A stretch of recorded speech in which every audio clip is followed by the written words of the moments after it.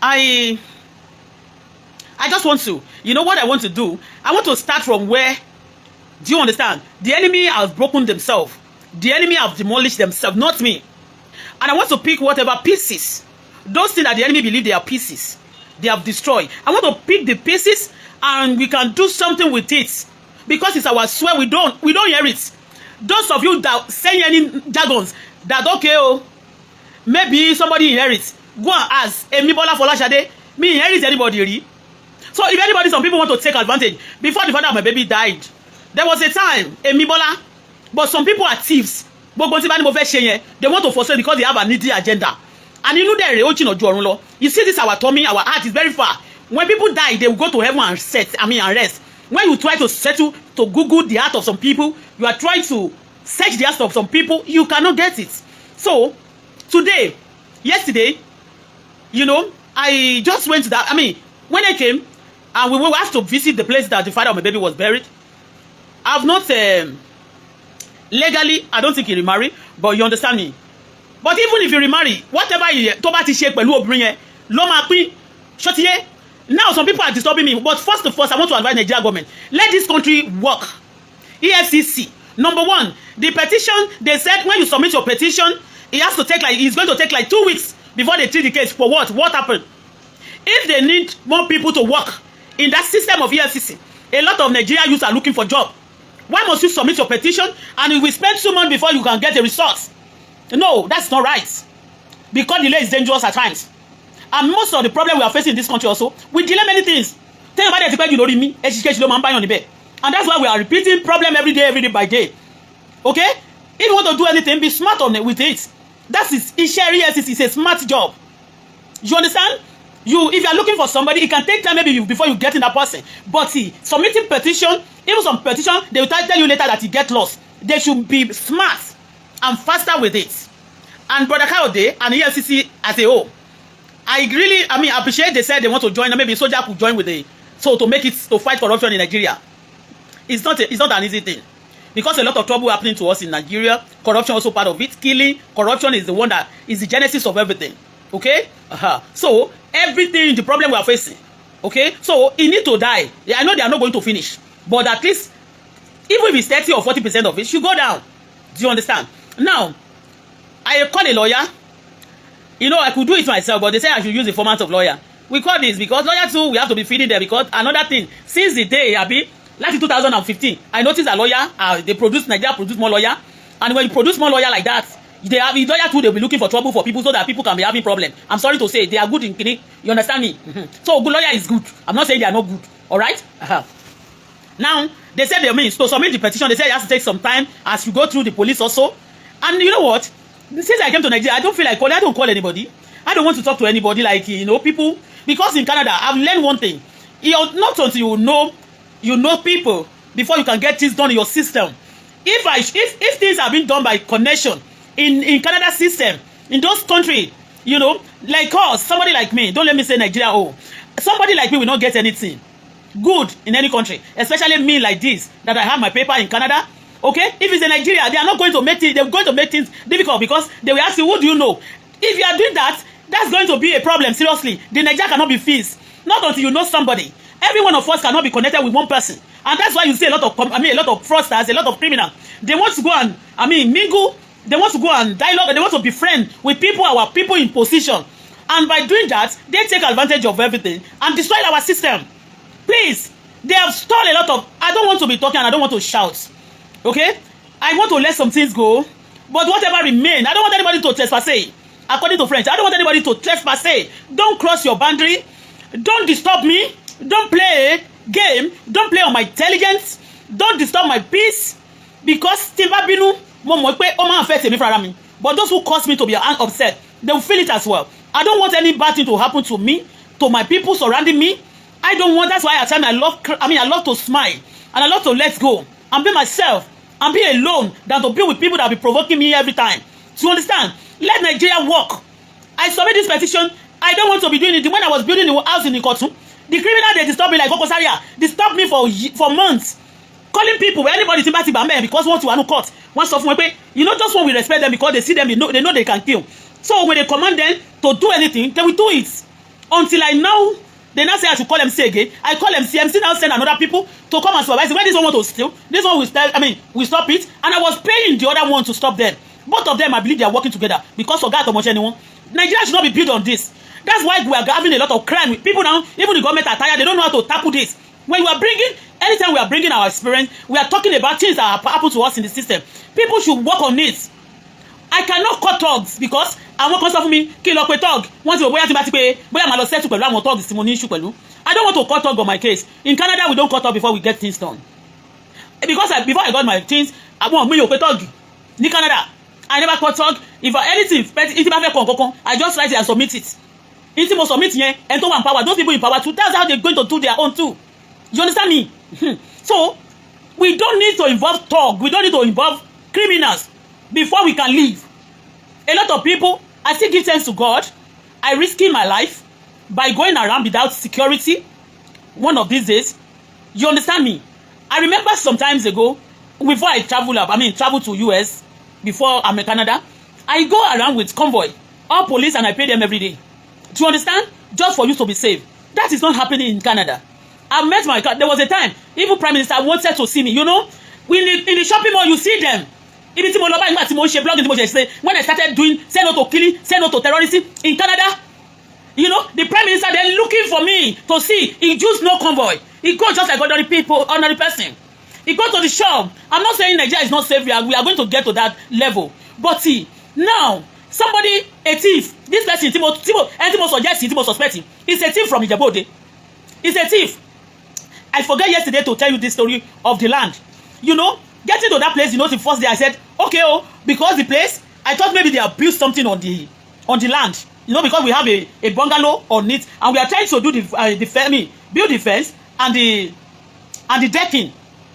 When people are trying to frustrate us, then now the father of my baby is now dead. He's buried there. We want to see where he's buried, and his daughter also had to see the place. But getting to the place, it was bushy. We have to clear the place.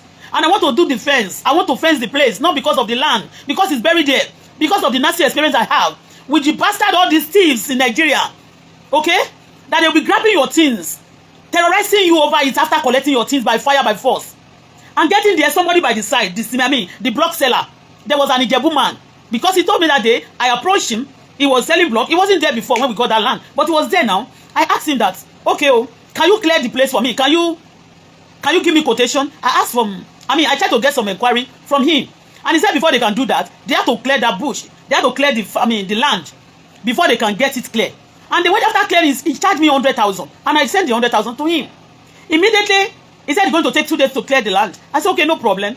I waited 1 day, 2 days. Second, third day, I now called that. You promised 2 days, but tomorrow it's going to be done. Because it's ready, that's why they couldn't finish the other day, a day before. And I said, no problem. But before then, I noticed that when I called him before I paid the money, he used to be faster. And then he was started telling me, but later he was now reluctant. And before then, he told me that the land is already appreciated. That if I know the amount they are selling the land now, that is really much. I said, of course, it has to be much. He will appreciate because we got the land 2009. Is it 2009 or 8? So it was very long time ago. It's about 17 years ago. So this is my baby. Oh, she want kekere by. You know. So money ultimate appreciate. Oh, then okay. Mo wá bẹ̀ lọ́wọ́ ẹ pé ló ní wọ́n ta. Ó dárúkọ owó tó ń ta yẹn. Owó tó ń ta yẹn gan ó tún jù bẹ́ẹ̀ lọ nígbà tí mo tún dárúkọ ẹ̀ tí mo bẹ̀ lọ́wọ́ ẹlòmíì. So bó ṣe wá rí yẹn, mo wá ní please. Mo ní my father-in-law cannot go there again because his son is already buried there. He knows the place. I paid for the place. Kí bàbá ọmọ mi tó kún báyìí mo kó ìwé ilẹ̀ yẹn gan. Mo kó àti ètò wà lọ bàbá mi mo ní kókó wá pé àti àwọn ọ̀dà síta bá ní ká kó fún ayé ọ̀la torí wọ́n lẹ́nu báyìí wọ́n ìwà l'Abuja pé tó bá jẹ́ pé wọ́n ti lè bá wa tà tẹ́mi ò mọ̀ pé bóyá ó ti máa kú so ti ẹyin tó bá lè bá wa tà pé ká pín owó ń gbà yẹn that was I told Ọlọ́run lẹ́nu ojú bàbá ni mo ṣe sọ ṣe ti understand nígbà yẹn because tí wọ́n bá ṣe nǹkan tó bá marry báyìí the family wọn ò ní mọ̀ bóyá ìwọ ló lówó àbí kankan Nigeria wọ́n sì wà backward wọ́n máa bá àwọn èèyàn jà lórí property wọn I have never seen things like this and if the people are fighting you over your things terrorists ni wọ́n. You continue to produce terrorists. When people are fighting with you over your things, they are armed robbers. Armed robbers also are terrorists. All these ritualists that kill people for ritual, they are terrorists. Okay? If you fall into that category, and if any of your family is doing that, is a terrorist. We are not trying to blackmail them. And if anybody coming out also to support them with their full shares, you know this person is an evil person and is stealing from people and getting people things by fire by force, and you are supporting them. You too, you are a terrorist. okay ṣé ẹ̀dẹ̀ mọ̀ pé tí o bá fẹ́ yọ ìtìgé ojú èèyàn ó máa kọ́kọ́ yọ títí ẹ̀ náà ni. I speak about my family not because I hate them. Even the baba, my father-in-law that I'm trying to, if I have money, I will take care of him. It's not because I need the favor or he's going to help me for anything. That is me for you. Do you understand? So I blocked him before, and what I was saying then, people will understand now. Even himself, he has made a serious mistake. But the àṣìṣe yẹn kò gbógun, ó ti lọ. Nísìnyí tá lè bẹ̀rẹ̀ ní pé kọ́lọ́run bá wa sọ the mistake, kó sọ all our mistakes to turn to miracle. You understand? So now I call this person to inquire about this, how to do the fence, how much it's going to cost me to fence the place now because of the father of my baby that is buried there, and we could not even get there close because everybody had to ti kú síbẹ̀ gíla láti so síbẹ̀. So and this man said I should pay 100,000 so that I can get the place clear before then after that he could get the quotation for me. I right now realize that the man is a thief. He's from Ijebu-Ode. The man is a thief. Yes, that man is a thief. I am telling you authoritatively now. And to what cement me, omo Ijebu-Ode gangan ni. And I can quote for you. Ijebu-Ode people, Ekpe people, èmi ni kẹ́ máa yájú sí, èmi ni kẹ́ máa gbógun sí. Wo, kíni ni kolo ikun be yẹn. Kí lorúkọ wọn. Boda Otedola, boda Fẹ́mi. Ẹ máa jẹ win. A time is coming. Wọ́n máa lé yín kúrò nínú ilé yín. Ní Ẹ̀pẹ́ yẹn, tí wọ́n máa gba gbogbo nǹkan yín. If the case is not taken now, okay? Àwọn Ìjẹ̀bú náà, ọmọ pé Ìjẹ̀bú àti Ẹ̀pẹ́, wọ́n relate somehow. Even my father-in-law, origin gangan Ìjẹ̀bú-Òde náà ni. But wale, you understand me? They related together. But for now, ilẹ̀ ibi tó bá ti pè ní Ìjẹ̀bú-Òde, Ìjẹ̀bú-Òde mọ bí tílẹ̀ wọ́n ti bẹ̀rẹ̀. Bẹ́ẹ̀ ni, Ẹ̀pẹ́ náà dẹ̀ mọ bí tílẹ̀ wọ́n ti bẹ̀rẹ̀. Ẹ̀pẹ́ ló ní gbogbo Lẹ́kì láti gbogbo bíbà. Ẹ̀pẹ́ ni, do you understand me? Wọ́n máa pè ní, wọ́n ti kọ́ ti wà nínú gazette for long time. Wọ́n máa jẹ́ Lekki state in future. Mo ti mọ ilé for long time because I move close to people. Now, ni mi ò fẹ́ close to anybody more. I speak for people, you show them love, and some people just believe that, okay, oh, you go to bá ti wá fún wọn respect àbí tó ṣe dáadáa fún no fẹ́ fi ṣètùtù ayé. I don't understand. Okay? And I'm living my life now because I've now stayed I live in Canada and I get whatever I need to achieve in that land, like my paper and everything, even little rights, without knowing anybody. Even when you know people in power, like anytime I share the people in authority, if I share them on my platform, it can cause me problem in Canada because they believe that without you knowing anybody, without you embracing anybody, you have your legal rights to live and to get whatever belongs to you. Not until you get close to a minister or you get close to people in authority. Everybody have rights, but you respect your authority. You respect the law. Both the people in authority also should respect the law because the law is for the whole Nigeria. It's for the whole country, not for single person.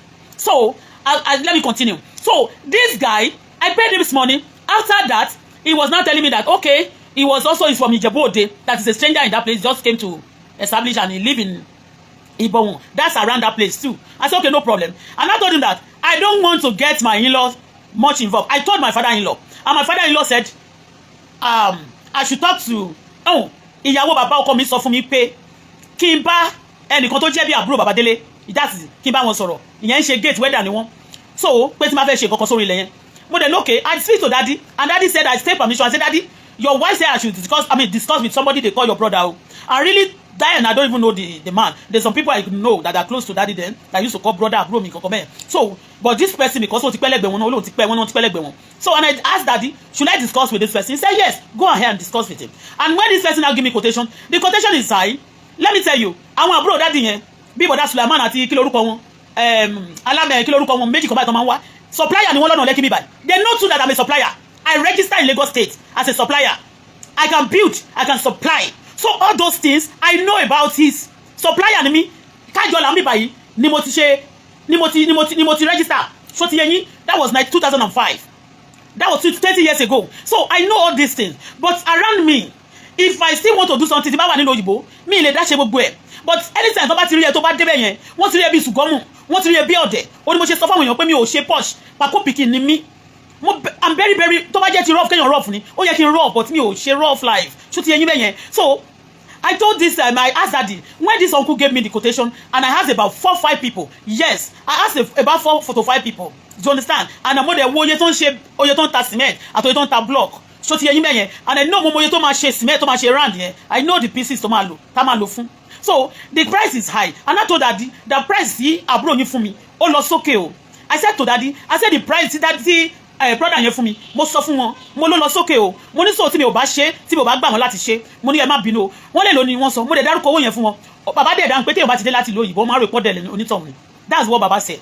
So wọ́n ní bọ̀ èmi ò nítorí pé ó ti súnmọ́ yín ẹ̀dẹ̀ ti wà nísìnyí kí wọ́n má lọ máa misbehave sí yín náà you understand me mo ní màá ra nǹkan tó bá máa need tó bá jẹ́ bí irin lọ́dọ̀ wọn I will call other people many people ló máa ṣe máa pe bricklayer lọ́tọ̀ máa pe irin lọ́tọ̀ nǹkan kan bẹ́ẹ̀ yẹn mo ní I will do it bàbá dẹ̀ ló okay but this man now tó wá láti Ìjẹ̀bú Òde àgbà yahoo tó ti rò pé òun ti rí obìnrin kan tí mo ti sọ̀rọ̀ kan mo ní and again mo ní I want to do this time quickly because my father-in-law and I said to the mother I want to fence this place because my father-in-law is telling me now that gbogbo ilẹ̀ wọn náà ti gbà àti ilẹ̀ tiwa náà tó wà lọ́wọ́ wọn náà ti wà gbogbo ẹ̀ èmi náà dẹ̀ ń complain gbogbo ilẹ̀ tí mo rà ń Ìjẹ̀bú Òde wọ́n gbà á débi pé àgbà yahoo èyí tó ń ṣe kíní yẹn ìyẹn náà wà nínú wọn tí mo ní mo máa ń sọ fún wípé àwọn àgbà yahoo ló ń bá wa fa wèrè o pé àwọn àgbà yahoo wà lórí ọ̀rọ̀ wa o wípé kó jọ pé mi ò dẹ̀ tún fẹ́ kí bàbá trouble torí pé kò ní lè máa wá bí báyìí regularly I was talking to that man as if pé ó wà responsible that this person o I don't want him to be disturbed okay somebody may be coming from around him o and also the wife wọ́n máa wá but ẹ fún mi quotation ó dẹ̀ okay clear this place before so when you clear the place then we are going to give you quotation ó ti wá rí pé okay obìnrin sọ pé wọ́n ti gba ilẹ̀ wọn kan o mo dẹ̀ tún sọ pé wọ́n gbalẹ̀ mi kan Ìjẹ̀bú Òde ó ti wá wí pé wọ́n lè gba ilẹ̀ mi òun náà lè wá ṣe yẹn fún mi ó dẹ̀ sọ pé ilẹ̀ yẹn wọ́n after clearing the land he now cut it to two ó wá yọ wọ́n kó tó di pé ọjọ́ tó parí ẹ̀ bó ṣe pè mí nìyẹn he now called me he said madam mo ní yes ó láwọn kan wá ń sìn ó láwọn làwọn nílẹ̀ yẹn o pé wọ́n sọ pé ilẹ̀ yẹn kọ́ one plot nílẹ̀ yìí kò ń ṣe two plot mo ní ta lẹni náà ó ló wà bí mo ní okay give the person ó ní give him the phone let me talk to the person mo ní excuse me who are you ó mi ò kó tiẹ̀ ó ní nǹkan tó ṣẹlẹ̀ ni pé mo ní family wo ló ti wá ó ṣà ń sọ dáadáa mo wá ní bèrè question lọ́wọ́ ní ìgbà wo ló ṣe survey ilẹ̀ yẹn ó láwọn làwọn ṣe survey mo ní ta ló ṣe survey náà ó ló ti kú àwọn màmá tó wà lẹ́yìn ó ló ti kú kiri kan ó ti kú mo ní okay tell me the years wọ́n ṣe survey ilẹ̀ yẹn ó ní wọ́n ṣe ní 2011 mo ní survey ilẹ̀ yẹn wọ́n ṣe ní 2011 ó ní 2011 so 2012 tó ti yẹ yín ẹ jọ̀ọ́ ní survey tèmi tó jẹ́ pé ọdún tó wà ń bẹ̀ mo lóyà mo ní olè mo ní for definitely bí mo ṣe sọ fún rẹ̀ because èmi I will say it to your face mo ní you a thief so far you wrong me I will tell you tó bá ti lè pààyàn kó dúró sí má pààyàn kó sá lọ o tó bá pààyàn tó sá lọ ikú máa pa gbogbo ìdílé ẹ ikú òjijì máa pa ẹ́ ó ní forí sáyé lọ ọmọ ò ní sin ẹ́ ṣùgbọ́n tó bá ti pààyàn lẹ́sọ̀ kó dúró sí I said that to this person's face that you a thief telling me the land tó ti ṣe survey tó ti pẹ́ ìwọ wá sọ pé ní 2011 ń bẹ̀ yẹn ni wọ́n ṣẹ̀ṣẹ̀ ṣe survey ilẹ̀ yẹn mo wá ní irọ́ ló pa o torí bàbá yẹn sọ pé ilẹ̀ yẹn ti wọ́n ó ní wọ́n ń ta ní sọ́sọ́ sàǹsò ó wá kọ̀ tẹ́wọ́ ibi tó fẹ́ fi ilẹ̀ fún wa ibi tó ń fi bàbá ọmọ mi sí yẹn àti ilé ibi tí ilé wa dé ó wá kó gbogbo ẹ̀ ó ti wá gé gbogbo ilẹ̀ yẹn one plot ó gé kúrò ó wá gé ó wá lọ fún afẹ́fẹ́sẹ̀ máàlù ó lè Ìjẹ̀bú yẹn bó ṣe mo pé mo máa ń sọ̀rọ̀ kan ó máa ń rò bóyá mo máa ń sọ̀rọ̀ ni I know that Ìjẹ̀bú people I'm sorry to say I learned from Ìjẹ̀bú Òde iṣẹ́ mọ́tò tí mò ń ṣe yìí ọmọ Ìjẹ̀bú Òde kọ́ ló kọ́ mi Ìjẹ̀bú lẹ́ni tó kọ́ mi bọ̀dá Wálé ó help mi kò fún mi lówó rí o ṣó ti yẹyìn mi ìdẹ̀ tí ì fi iṣẹ́ mọ́tò yẹn kọ́ ilé mi ìdẹ̀ tí ì fi ralẹ̀ ó ti yẹyìn ṣùgbọ́n àwọn èèyàn mọ̀ mí pé mo mọ̀ nípa mọ́tò àwọn tí mo tún bá ṣiṣẹ́ dáadáa ní Ìjẹ̀bú Òde ọmọ Ìjẹ̀bú ni wọ́n bóyá rural area Ìjẹ̀bú yẹn but they are not from Ìjẹ̀bú Òde but I'm sorry to say this if you are from Ìjẹ̀bú Òde ṣé mo gbọ́ mo rẹ̀ ti sẹ́pẹ́ Ìjẹ̀bú ṣẹ́ mi gan Ìjẹ̀bú has haunted me so much Ìjẹ̀bú has been what you are after me for long and I don't want to be tribalism okay if anybody haunts me I will tell you that they haunt me if the people are good to me I will tell you that they are good to me Hausa have helped me save me twice in my life bóyá wọ́n máa tún save me this time around I don't know Hausa people have helped me 2 times nígbà tó difficult gan so and tí Hausa kan bá help me for that mi mọ̀ tó ó lè tó sọ Hausa mo lè má mọ̀ ibi tó ti wá nílẹ̀ Hausa mo ti rí Hausa as a friend as a helper to me nìyẹn so ti yẹ yín Hausa have helped me twice America tí mo lọ tí mo wá gbàbẹ̀ dé Canada yìí tí ó bá jí ọpẹ́lọpẹ́ Ọlọ́run àti Hausa yẹn mo ò ní padà lọ visa mi máa padà jóná ni Nàìjíríà àti Yorùbá tí mo help wọ̀nyí everybody mo ló fẹ́ káyé mi bàjẹ́ àwọn Yorùbá ló jà mí lólè up to date àwọn Yorùbá ló ṣe ìkà fún mi àti àwọn tó pẹ́ wọ́n celebrate and they be telling you wọ́n máa gánge na like àwọn celebrate wa majority wọn ti sọ àwọn the terrorists now relaying you terrorizing you just to get your thing because they want to enjoy alone in the society and the Nigeria cannot is not built alone by all the celebrity. Nigeria is for all Nigerians. People should have their peace. People should have their rights. People should be able to move freely. You know, Ìjẹ̀bú Òde yẹn I remember nígbà tá a wálé ní 2000 and nígbà tá a ra ilẹ̀ yẹn kí n má rí ìjà ọ̀dọ́là mọ́ ìjà ọ̀dọ́là ó ní ẹnìkan tó máa ṣe business ní Ìjẹ̀bú Òde Ìjẹ̀bú Òde yẹn ni wọ́n ti ru òkú ẹ̀ lọ sí Èkó simply because owó ẹ̀ ni Ìjẹ̀bú bíbí wọ́n máa Ìjẹ̀bú especially Ìjẹ̀bú Òde yẹn wọ́n máa ń gbẹ̀ nǹkan nìkan ẹni tó fẹ́ gba ilẹ̀ yìí Ìjẹ̀bú Òde ló ti kó ara ẹ̀ wá ó ti ra olóhùn kọ́lé kan sí ìràbùsì bẹ́ẹ̀ yẹn o tó wá ń ṣe ilẹ̀ ní ẹ̀gbẹ́ títí bẹ́ẹ̀ tó wá mú ilẹ̀ sórí ibẹ̀ yẹn ó dàbí lójú pé ilẹ̀ tó dúró sí yẹn náà ó lè jẹ́ pé ó lọ jí tó ti grab ẹ̀ lọ́wọ́ ẹnìkan o àwọn tó bá dẹ̀ ti ń grab ilẹ̀ mọ́yàn lọ́wọ́ they are also assassin if anybody trying to grab your land They are also, it's easy for them to also assassinate people. They assassinate people because then only, let me compare them with armed robber. If armed robber want to go to your house, you know what they do? They go with arms. They go with a lot of weapons. They will attack you and get your things. Exactly what you're saying here. And if you refuse to release it, they kill you. People who are grabbing people's land, they are killers and they are terrorists. And I will produce and I will pronounce this person. If you care is not taken, if any further we share again, that person will be a terrorist. And Nigerian government must investigate them. We cannot be mentioning people like this because criminals have no label. Don't look at them because they are just living in the society. They cannot kill. They cannot be the sponsor of many people. Many lives have been lost in your surroundings. Yes, criminals have no label. How can I give you a job? You ask me to give you money to clear the land before we can do quotation. After that, you started telling me that the land already appreciate. And I said, yes, of course. Nígbà yẹn tara ilẹ̀ yẹn, wọ́n ṣe owó ní bóyá 300. Èló ni wọ́n ṣe owó men. Nígbà tara ibẹ̀ yẹn. Ṣé mo pé bàtà fẹ́ travel lọ sí lóyìnbó mo sọ fún yín pé 700,000. A ṣe owó yẹn sí 10,000 plus, $10,000 plus la ṣe owó yẹn sí. Nígbà yẹn kẹ́ mo yẹ tí wọ́n ṣe dọ́là ńgbà yẹn. Ipe dọ́là actually is down. Do you understand? Nísìnyí ilẹ̀ yẹn dọ́là ni mo fi san owó ẹ̀ ní ọjọ́ náà lọ́hùn. I remember ní ọjọ́ tá dé tá fi ra ilẹ̀ yẹn. Bá ṣe kọ́kọ́ dé báyìí, a fún wọn ní dọ́là. A wá ṣe owó yẹn. Bàbá ọmọ mi sọ fún wa pé owó yìí over $500 la máa kọ́kọ́ fún èèyàn. $500 ńgbà yẹn ó jẹ́ bí 50,000 náà nígbà tá wá sílé yẹn. A wá ṣe owó gbogbo àwọn tá bá kọ́kọ́ rí báyìí. Àwọn bọ̀dá kan méjì báyìí tó wà lọ́dọ̀ tó wá ń wá sọ́dọ̀ bọ̀dá ọ̀dọ̀ dádì ìbọ̀dá Ọlámìjí àti Sulaman. Ọlámìjí àti Sulaman. So one of them ṣe Ọlámìjí tani Ọlámìjí. Bọ̀dá Ọlámìjí ó shake mi nígbà tá fún tí dádì tí mo ní tí mo fi 50,000 lé wọn lọ́wọ́ èmi àti bàbá Bukola ká má jọ dúró mọ́. He shake me like this. Ó sọ fún mi ó ní princess, ó ní you a good woman, ó ní I kudos you, ó ní I congratulate you, ó ní the way I saw my brother, ó ní ìfà kì í ṣe orúkọ tó ń pè é lóúnjẹ. Kò sí orúkọ táwọn èèyàn ti pè mí o, kò sí táwọn èèyàn ti pamọ́ mi o. Wọ́n máa ní mo ṣe pé mo ti rọjọ́ o pé mi ò jẹ́ bẹ́ẹ̀, mo dey prove ẹ̀ fáwọn èèyàn because ẹ lè rí crime lọ́wọ́ mi, ẹ lè mi tó ti ba ayé èèyàn jẹ́. But still yẹn you continue talking, èpè ló wá kù, Ọlọ́run dẹ̀ fi sí mi lẹ́nu ni. Ó ní ogun kan ń bọ̀, ológun náà máa fẹ́ target èmi àtọmọ mi. Mo rò pé rọ nígbà náà, ó ní kí n máa sọ fún wọn, ẹni tó bá ní kí n parẹ́, ó ní kí n sọ fún kó parẹ́ tọmọtọmọ, ẹni tó bá sì ní pé kí n kú, ó ní kí n sọ pé kí n sọ fún wọn Ọlọ́run kó pa, ó ní ẹni tó bá ti fẹ́ nu bà mí jẹ́, ó ní kí n sọ fún kí n tí bá sì bẹ̀rẹ̀, ó ní kí n decree lórí ẹ̀, ó lóun máa bring it to pass. Do you understand? I changed money that day and I gave it, I was giving it to them. So they know everything. The Baba Dele tó ti ní ṣọ́ọ̀kì. Àwọn ló yẹ kó máa sun bàbá ìsìnkú yẹn gbà yẹn. But mi ò mọ àwọn máfíà tó kọjú ìjà sí wọn. Tó máa ní gbogbo àwọn tó bá máa ṣe wọn lóore. Òun náà ni wọ́n máa dìde ogun sí. Tó bá dìde ogun sí, tó bá ṣàánú fún wọn. Wọ́n máa ní kó dìde ogun sí wọn. Èmi sì mọ̀ pé wọ́n máa fẹ́ dìde ogun sí mi. Torí ìgbà tí mo ti débẹ̀, driver tó gbé mi, mo block driver yẹn lọ́jọ́ kejì. The driver that tó pick mi lọ sẹ́pẹ̀ lọ́jọ́ tí mo lọ ṣe, tí mo gbé ráìsì. Driver yẹn ló gbé ráìsì wọlé tí mo ní kó máa gbé ráìsì wọlé. Tó dẹ̀ gbé sí pálọ̀ bàbá yẹn. Ìgbà tó di second time tí máa lọ síbẹ̀, driver yẹn ó wá ń sọ fún mi pé kí n má bá wọn family yẹn ṣeré. Ó ní kí n má bá wọn ṣeré. Driver lásán dẹ̀ ni, I don't want people to advise me. Mi lè pick any type of rò pé ayé mi wà so open, you can start talking to me, you can start dumping your dirty thing and your words tí ò value ayé ẹ, tí ò fún ayé ẹ ní upgrade, kó wá sọ kó fẹ́ máa advise me. That driver said that to me and I look at him, mo ní mo ti gbọ́.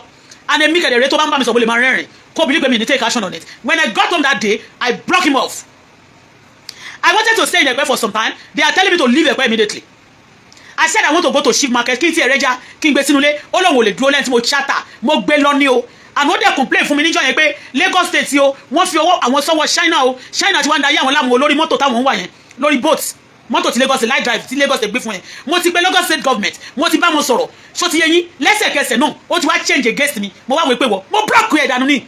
I'm paying you are not paying me.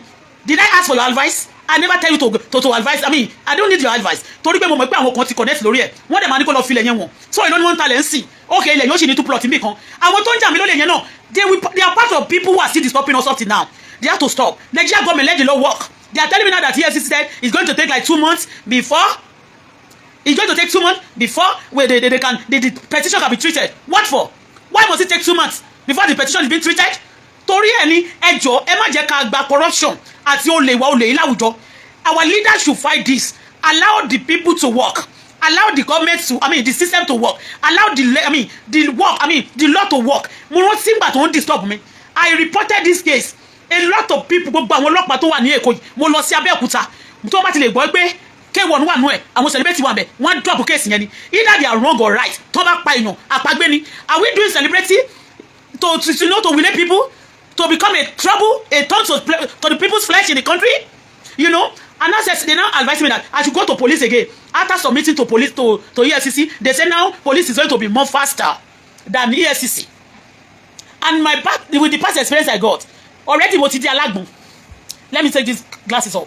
mo ti rí alágbọ̀n gbà tí mo dé yìí o the video tí mo fi lọ sí alágbọ̀n ó sì wà lórí mídíà mi mo ti lọ sí alágbọ̀n mo wọ́n dẹ̀ ti pè lọ́ọ̀yà but lọ́jọ́ yẹn náà ti connect báyìí pé Wàsíù wà ìfọ̀ wọ́n ti sọ pé kí n gbé ti Wàsíù kó ń bẹ̀ kí n mú Màláìkà wọ́n ti bọ́n ṣe ń gbà yẹn exactly náà tún ti ṣe ń sìn káwọn èèyàn máa jalè ní society wa kẹ́ẹ̀dẹ̀ máa pampa wọn ẹ̀dẹ̀ máa lè fẹ́ fight terrorism is government ready to fight all this killing anybody that grabbing people's things they are killers they are armed robbers. ṣé àwọn èèyàn kan wọ́n ti ní license láti commit crime that the law of Nigeria cannot cut them and are we working straight me really ẹjọ́ o president wa government as a whole mi pe president kan the government of Nigeria have submitted the petition o the people who kill the father of my baby ibi tó tún sí náà tí wọ́n fẹ́ lọ máa gé tó tún máa lọ jòkó ẹ̀ lámúyẹ o ibi tí wọ́n ti bàbá mi sí wọ́n lọ ta politician wà nínú àwọn tó ní tó fún wọn ló láti ra politician tó bá ṣe tán wọ́n máa sọ pé Auto Bola ń ṣe pé tí tọwọ́ ẹnu mi ò bá ká yín tẹ̀lé sọ pé mo ní ṣe kankan má máa ṣe pé o my cause will surely bring something o a good result ló máa gbé wá sórí ọ̀tá o please I submitted this petition kí ló dé tó máa dé 2 weeks and again let me tell you something mo wá rí pé ìyàwó bàbá gangan àti ẹni tí mo gbogbo tí mo fẹ́ gbéṣẹ́ fún yẹn gbogbo ti get involved because wọ́n rí pé ilẹ̀ yẹn ti appreciate ṣé láìpẹ́ ẹ̀gbìn wọ́n máa fagbọ́ ẹ̀ṣẹ̀ gbẹ̀dú ni bọ́n ṣe padé lè lè pa èmi o mi ò dẹ̀ jogún mi ò lọ sí ẹ̀pẹ́ láti lọ jogún bàbá wà ń bẹ̀ mi ò jogún o nǹkan táwọn bá gbè lógún ìyẹn náà ni nǹkan tó bá fi sílẹ̀ fún ẹ Dele we left Nigeria with nothing we stay in South Africa for like years ká tó lè get grand wa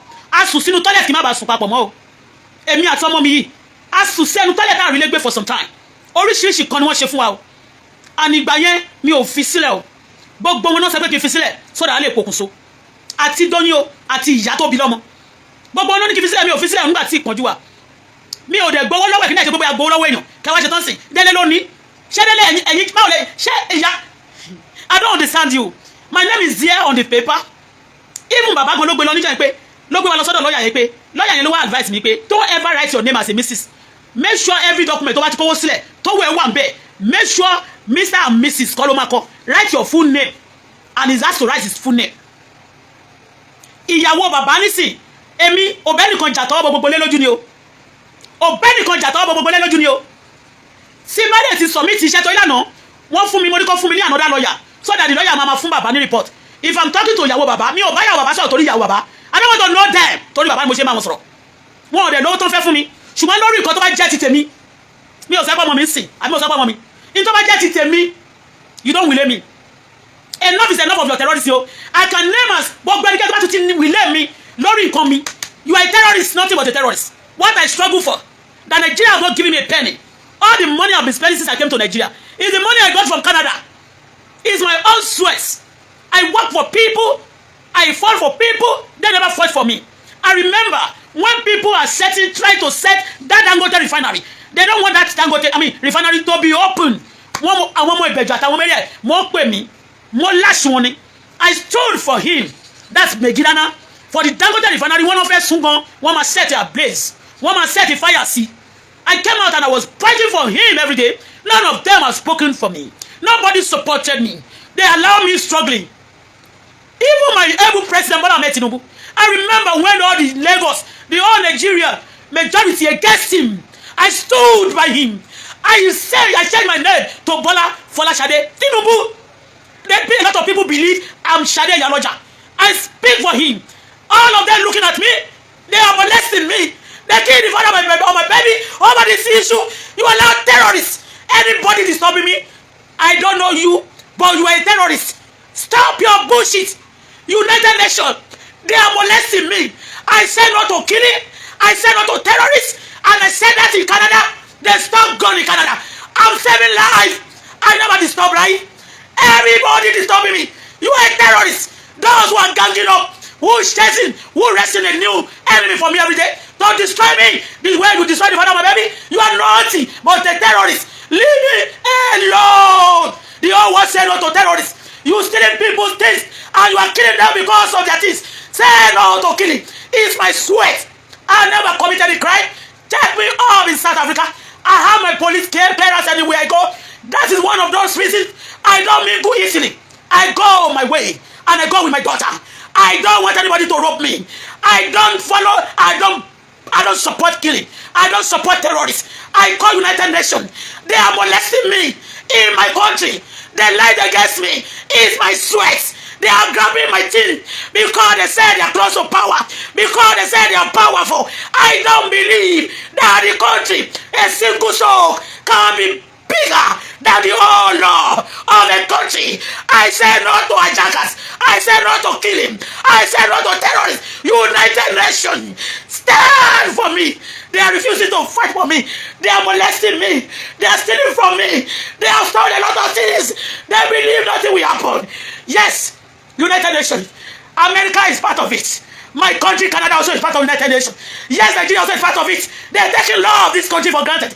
People are pretending. They go to meeting. They go to UN meeting. They never follow the law. They're taking people. They're killing people. They ruined my husband. They want to ruin me and my daughter. It cannot be possible.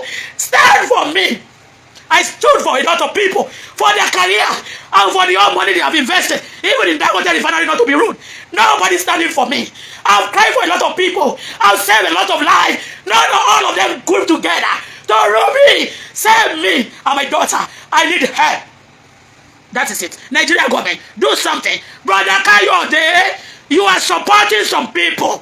Fight the crime. Let us say no to pretense. Let us say no to killing. All this nonsense cannot be happening in other country. Yes, that's why they're better than us. We are what it is. We are blessed. We are okay. But people of Nigeria, they hate justice. They love injustice. Say no to injustice. Yes, this is injustice. Ọmọ Ìjẹ̀bú ẹ̀ tún ti bẹ̀rẹ̀. Wá sí orí pé gbogbo ẹni wọ́n kọ́ ìlànà ìjà àjò. Mo sọ fún ẹ ṣọ́ ara ẹ.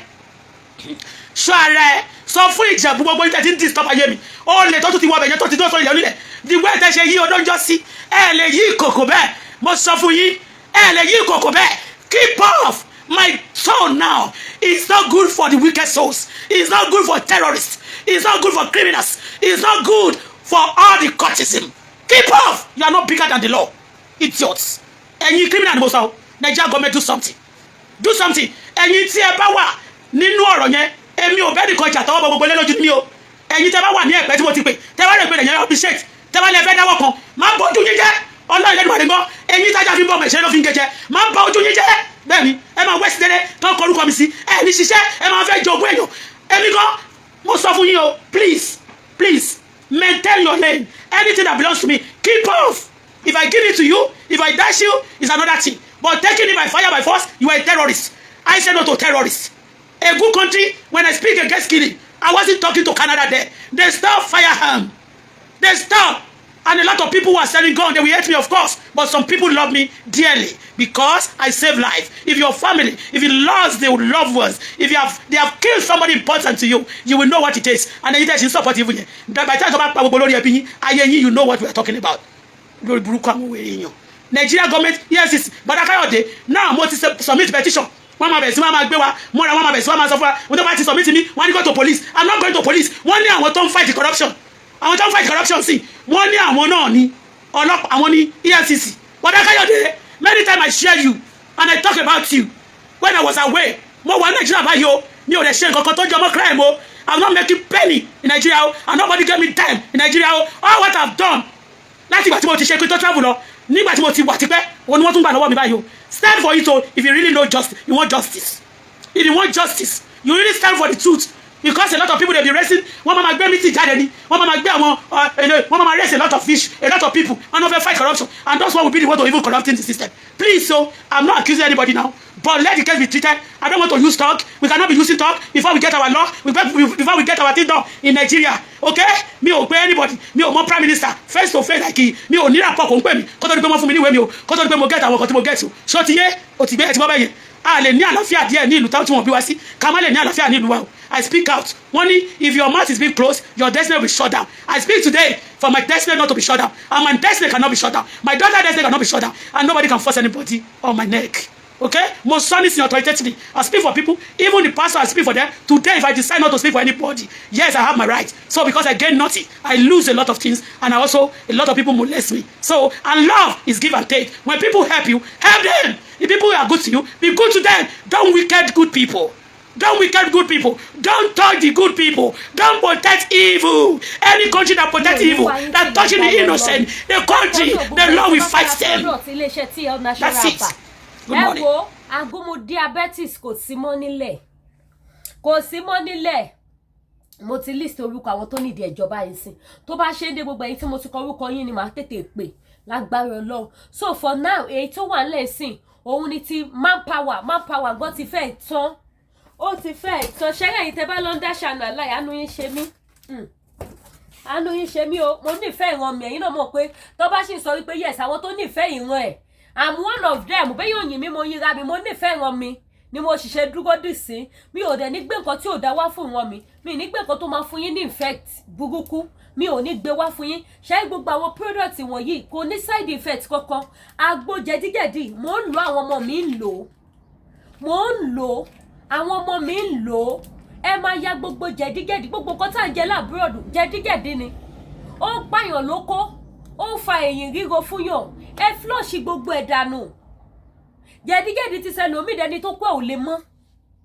Ẹ ya gbogbo jẹ̀dí kúrò lágọ̀ọ́ ara agúnmu jẹ̀díjẹ̀dí tẹ nídìí lélẹ̀. Ká ya gbogbo ẹ̀ kára yín fúyẹ́. Ká ya kára yín fúyẹ́ báyìí kẹ́yìn gan máa mọ̀ pé yes nǹkan jáde lára yín. Òun lélẹ̀ confirm ni. Bákan náà ti manpower. Ẹ má lọ máa gúnra yín lábẹ́rẹ́ lẹ́ má lọ lo chalk torí ẹ fẹ́ dóbò. Ẹ̀yin ṣáà ti gbélé ìlú ra. Wí bẹ́ẹ̀ jẹ́ bẹ́ẹ̀ ẹ̀yin tẹ́ bá níyàwó lé ẹ lọ wẹ́yàn kan. Ẹ ká fi ṣe kíni kẹ́ fi confirm ẹ̀ wò. Bó jẹ́ ìyàwó láńlọ́ọ̀dù yín ẹ mú mọ́lẹ̀. Bó jẹ́ ìyàwó ọ̀gá yín níbi iṣẹ́ máa wò pé òyìnbó ni. Tẹ́ bá gbọ́ ìyàwó ẹ̀ dáadáa ìyàwó ẹ̀ máa bá sọ̀rọ̀ pé wàá máa sákẹ́ ni yóò mọṣẹ́ ṣe dáadáa o. Òṣìṣẹ́ gidi ló ní Ọlọ́run. Confirm mo sọ fún yín àpáàtì òṣì. Àbí mo parọ́ ni. Kẹ́ mú ìyàwó ọ̀gá yín òyìnbó. Kẹ́ gbó dáadáa. Ọ̀gá ò lè sákì yín. Ìyàwó ẹ̀ ló máa sọ fún pé má sákì ẹ o. Ó ṣẹ̀ṣẹ̀ ní ọmọṣẹ́ gidi ni. Ọmọṣẹ́ tó mú yes. Ọmọṣẹ́ tó gbójú ẹ̀. Ọmọṣẹ́ tó kátó. Ọmọṣẹ́ tó mú ẹnu ẹ̀. Òun lélẹ̀. Eléyìí ò dẹ̀ ṣe tẹ́ máa lò tán. Tí iléeṣẹ́ máa wá dìde tí ò ní wálẹ̀ mọ́ láyéláyé. Mo fi ọwọ́ ìsọ̀yà fún yín. Mi ò bẹ́ lọ́hùn kí n pọmọ Yorùbá lára. So I will never bring nǹkan tí ò dáa fún yín. Ẹ ṣe kí ni? Ẹ pakuru mọ́. Ẹ gbé abẹ́ wọn gbóná dáadáa. Ẹ gbó wọn dáadáa. Ẹ rí gbogbo àwọn sugar mommy tí wọ́n ń gbọ́kọ lọ́kọ. Ẹ rí tó tún trend lórí TikTok yìí sí mi tí ráyè gbogbo àwọn news yẹn. Mi tí ráyè gbogbo àwọn yẹn. Kò sí nǹkan tó mú àwọn big mommy tí wọ́n lọ ń gbọ́kọ ọmọ 23 years. Torí pọ́kọ ọmọ 23 years yẹn gùdù dáadáa ni. Ó ń gbó wọn dáadáa ó gbé wọn débẹ̀débẹ̀. Ọkùnrin tó lè ní ìyàwó mẹ́ta táwọn ìyàwó ẹ̀ dẹ̀ tún jalè lórí. Ó yẹ kẹ́ mọ̀ pé gùdù ni. Ó ń gbó wọn dáadáa tó wá lọ mú ìyá 50 something tó lọ gbà mọ́ àwọn mẹ́ta lọ́wọ́. Ó lẹ́tìkẹ́ ó láòdù bóyá mo ti ẹ̀ ṣùgbọ́n wá gbẹ́nu sí máìkì lórí ọ̀rọ̀ yẹn. Ẹ jọ ẹ wá ràgùn manpower. Bákan náà fún àǹfààní gbogbo ẹ̀yin tẹ́ bá fẹ́ lọ sí ìlú Nàìjíríà. Tẹ́ bá ní apartment tẹ́ lè lọ́jì sí. Ẹ pè mí kí n fún yín ní phone number ilé iṣẹ́ Dearest Service Apartment. Sherry Dearest Service Apartment tá à ń sọ yìí. It's a very nice place, very good place. Ẹ̀yin mọ́mì mẹ́yìn dádì mi, trust me. Mi ò ní introduce ibi tẹ́ máa sanwó yín nù mí ní introduce ẹ̀ fún yín. Dearest Service Apartment is a very nice place. 24 hours light, 24 hours internet, security, kitchen, everything. Gbogbo family tẹ́ bá fẹ́ lọ fún summer holiday ní Nàìjíríà. Ẹ lè lodge síbẹ̀ kẹ́ wà ńbẹ̀ kẹ́ máa ṣe fàájì yín. Kò sẹ́ni tó máa yẹ̀ yín lọ́wọ́ wò. Kò sí ohun tẹ́ fẹ́ tí ò sí níbẹ̀. Bí ìpẹ́ wà lábroad náà ni ẹ máa gbádùn bẹ̀. Ẹ máa ṣe better food nínú apartment titi yín. Inú apartment yín ẹ máa ṣe oúnjẹ tó dáa. Each apartment ló ní kitchen, toilet, everything. Ó wà nínú each apartment. Hot water, cold water. Ó wà ńbẹ̀. Kò sí nǹkan tẹ́ fẹ́ tẹ́ ní rí. Ẹ máa gbádùn ara yín dáadáa níbẹ̀. Kẹfẹ́ ṣe àwọn bẹ̀tà oúnjẹ Nàìjíríà tẹ́tí mix. Àwọn ògúnfe aláwọ̀, àmàlà tewédú àti gbẹ̀gìrì, ẹ̀fọ́ rírò ẹlẹ́mìí méje. Ẹ máa ṣe nínú apartment yín bẹ̀. Kò sí wípé wọ́n lọ bá yín sí wọ́n gbé wá. Àwọn òṣìṣẹ́ wà ńbẹ̀ tẹ́ máa rán lọ sí ọjà nínú Ìkẹjà ńbẹ̀ just 2 minute drive sí International Mohammed Airport. Kó jẹ́ yín dádì nìkan gan lẹ́ ń lọ. Àwọn òṣìṣẹ́ wà ńbẹ̀ tó máa bá yín ṣe ọbẹ̀ tó da oúnjẹ tó da. Wọ́n bá yín dish ẹ̀ sínú freezer síbẹ̀ 24 hours light ló wà ńbẹ̀. Kò sí pé mo ṣe wọ́n bá mi ṣe oúnjẹ ó bàjẹ́ àríná fi ṣe. Kò sí yẹn níbẹ̀. Stand by everything ó wà ńbẹ̀. Oúnjẹ yẹn wà ńbẹ̀ ní ìṣẹ̀lẹ̀ tí wọ́n fẹ́ jẹ ẹ gbé ọbẹ̀ yín síta ẹ microwave sẹ̀ ẹ jẹ bẹ̀tà sẹ̀mí yín ọkọ̀ yẹn balẹ̀ gba fresh air. Very nice place 2 minute drive sí International Mohammed Airport. Ẹ̀yin tẹ́ bá ní the phone number wọn láti make enquiry ẹ pè WhatsApp number mi or kẹ́ text mi màá send phone number wọn sí yín. Very nice place, trust me, mi ní fún yín lófo bí yẹn ṣe jẹ́ nìyẹn. Lẹ́yìn yẹn gbogbo ẹ̀yin tẹ́ bá fẹ́ ra wig, àwọn fine wig mo ní níbí báyìí. Ẹ̀yin tẹ́ bá fẹ́ ra àwọn spiritual items, Jésù lọ́ba tó ń ṣiṣẹ́ ìyanu, kì í ṣe ènìyàn. Àìmọye àwọn ẹlòmíràn ní Lady K, kí láṣìírí ẹ̀? Ọlọ́run ni Ọlọ́run yóò dẹ̀ ní dójú tì wá. Ṣáyé àwa èèyàn àìnígbàgbọ́, àìmọ̀ Ọlọ́run pé bó ti tó àti bó ti yẹ ló mú wa ń tojú bọ lé kàkàkiri tá àmọ́ bí ta fẹ́ yà sí, ta fi ń face oríṣiríṣi challenges. Tá bá pe Ọlọ́run bó ti tó àti lódodo, ẹ gbàgbé. Ṣẹ́rí tí ẹ bá ní ìgbàgbọ́ nínú Ọlọ́run, tí ẹ bá pe Ọlọ́run bó ti tó àti bó ti yẹ, ṣẹ́rí ọṣẹ kékeré tẹ̀ wò lọ́wọ́ mi, ó máa dàbí ní ńlá lọ́wọ́ yín ni, ó dẹ̀ máa ṣe iṣẹ́ tí ẹ rán. Fún àǹfààní ẹ̀yin tẹ́ bá need àwọn spiritual items tó confirm, tó mú yes, ẹ pè mí, wí bẹ́ẹ̀ jẹ́ bẹ́ẹ̀ títọ́ Ọlọ́run ni. Any spiritual problem tẹ́ bá ní, àwọn nǹkan tẹ́ lè lò láti fi kojú ẹ̀, ẹ pè mí, ó wà available. Èmi kọ́, Ọlọ́run ni. Ọlọ́run yóò dẹ̀ ní ṣe kí ni, kò ní dójú tì wá. Ọlọ́run yóò ní fi wá sílẹ̀ fún ìfẹ́ ọ̀tá. Ọlọ́run yóò ní fi wá sílẹ̀ fún ayé mú.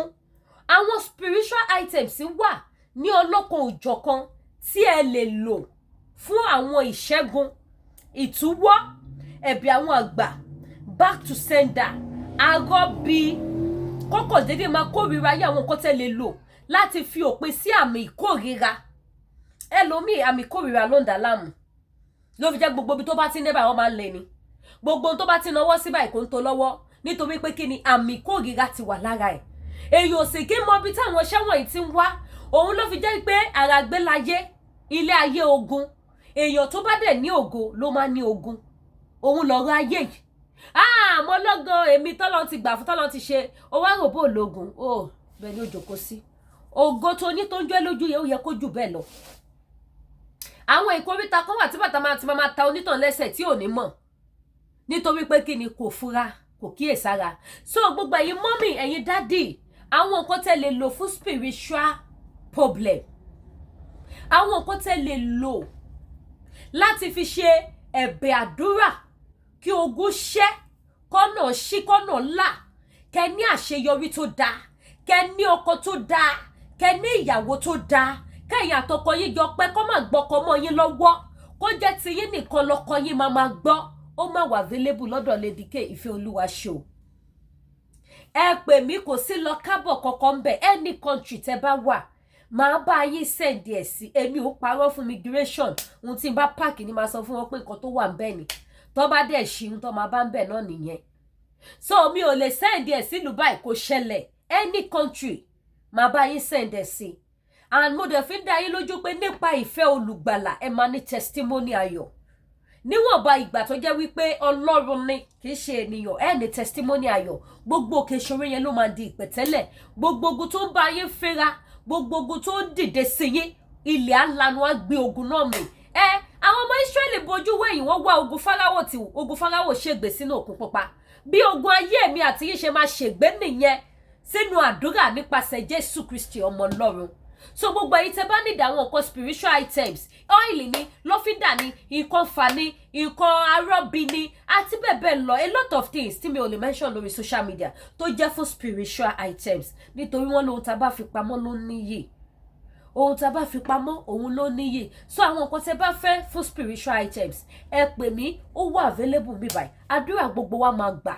Kò sẹ́ni tí ò ní ṣùgbọ́n tàbí títí ẹ̀. Bẹ́ẹ̀ ni, ṣùgbọ́n èèyàn tó bá ti nígbàgbọ́ nínú Jésù, ó máa di aláyọ̀ ni mí, èmi yóò máa yọ̀, Jésù láyọ̀ mi, ẹ wá bá mi yọ̀. Bó ṣe máa rí nìyẹn. Lágbára Ọlọ́run, àtẹ̀mí àtẹ̀yìn, àjọ kọrin ọpẹ́, àjọ gbégbá ọpẹ́, ọ̀nà wá ṣí, ọ̀nà wá là ní agbára Ọlọ́run. So bó ṣe jẹ́ nìyẹn. Ẹ pè mí lórí nọ́mbà tẹ́ wò lójú screen yìí. Fún àǹfààní ẹ̀yin tí ó bá jẹ́ pé nọ́mbà mi ti tẹ́lẹ̀ lẹ́ ń pè, nọ́mbà yẹn ti travel out. Wọ́n ti tì mọ́lé ní WhatsApp office ní Chicago. Ṣé Chicago ni? No, Chicago kọ́. California. WhatsApp office California ló wà, ibẹ̀ ló ti mọ́lé sí. So ọjọ́ tí n bá yéèyàn tó bá wà ní California tó bá lè help mi yọjú sọ́fíìsì wọn, fine. Àbíjọ́ tí inú wọn bá dùn mo ṣì ń send mail sí wọn up till now. èmi náà ò sinmi pẹ̀lú wọn because síìmù yẹn wà very very important sí mi. Púpọ̀ náà àwọn customer mi síìmù yẹn, púpọ̀ náà tó ń bá mi rajà. That is why tí mo máa ń yin Ọlọ́run, tí mo dẹ̀ máa ń dúpẹ́ lọ́wọ́ gbogbo ẹ̀yin tẹ́ ń patronize mi pé ojú ò ní tì yín, àdúrà ò ní ṣe titi yín tì, ẹ ní ríbi láyé yín. A lot of people tún bá mi rajà, wọ́n tún introduce mi sáwọn èèyàn. Ó tẹ̀ ní mọ́mì mi kan mo ti miss number wọn, wọ́n tún introduce mi sáwọn ti church wọn, àwọn èèyàn náà tún bá mi rajà lọ. Ìyá ojú ò ní tì yín o, but mo ti miss number so many people through WhatsApp yẹn. So ẹ jọ̀ọ́ ẹ bá mi share ètò yìí, àwọn èèyàn lè mọ nọ́mbà tí mò ń lò ń sìn. Ẹjọ́ torí t'Ọlọ́run. So gbogbo ẹ̀yin tẹ́ bá need anything ẹ pè mí. Ẹ̀yin tẹ́ bá dẹ̀ tún mọ àwọn tó ń ṣe kíni tí wọ́n nífẹ̀ẹ́ Ọlọ́run lára Lady K, ẹ sọ fún wọn àṣọ tí ní nọ́mbà tuntun tí Lady K ń lò sí, nọ́mbà tó ń lò sí ni ẹ jẹ́ bá mi share fún wọn. Ojú òní tí yẹn ní nìkan ṣayé yín, ọ̀rọ̀ gbogbo wa máa dayọ̀ lágbára Ọlọ́run. Àárí àánú gbà, ojú rere ìrànlọ́wọ́ Ọlọ́run á wá wa rí. Ogun Nàìjíríà kò ní já wa, ibi ò ní ṣẹlẹ̀ sí wa, ìdààmú ò ní dé bá wa. Gbogbo àwọn tí bàtà ń ta lẹ́sẹ̀, Ọlọ́run ẹ̀mí àwọn wòólì abawàbòrò òtura sí. Gbogbo májẹ̀mú ibi lórí ayé wa, ẹ̀jẹ̀ Jésù á bà á jẹ́. Gbogbo májẹ̀mú ta fi orúkọ wa dá, ta fi àwòrán wa dá, gbogbo májẹ̀mú ibi, ẹni mímọ́ Ísírẹ́lì ọ̀gá ògo jùlọ bà májẹ̀mú náà jẹ́. Ojú àti èṣù àtàwọn ọmọ ogun ẹ̀ Sátánì àpòfò lórí ayé mi àti yín, bó ṣe máa rí nìyẹn. Mi ní wá yín tì, ẹ ṣé gan mo dúpẹ́. Èmi náà ni Lady K Ìfẹ́olúwaṣeun, the baby of Yorùbá nation. Ẹ má gbàgbé láti subscribe sí YouTube channel wa kẹ́dẹ̀ bá mi share ètò. Yorùbá nation no going back. Yorùbá nation no going back. Yorùbá nation no going back. Àwọn new aṣọ ó wà available, ẹ jọ̀ọ́ patronize mi. Ẹ wọlé báyìí sí aṣọ òkè lélẹ̀, gown ni aṣọ òkè, mo ní wọn lóríṣiríṣi. Ẹ wọlé báyìí sí, this one is lace with Ankara, full stone. Aṣọ fine gan, mu yes. Aṣọ tẹ́rango yẹn, oh my god. Tó bá dọ́dọ̀ yín tẹ̀yìn rá mọ̀ pé nǹkan kì í ṣẹ̀ṣẹ̀ ràgò, aṣọ láṣọ yẹn ó mu. Bákan náà aṣọ àwọn daddies gbogbo ẹ̀ náà wà available, agbádá, senator wears àti bẹ́ẹ̀ bẹ́ẹ̀ lọ, gbogbo ẹ̀ ló wà available. Ẹ ṣé gan mo dúpẹ́, ojú òní tì yín, ire o.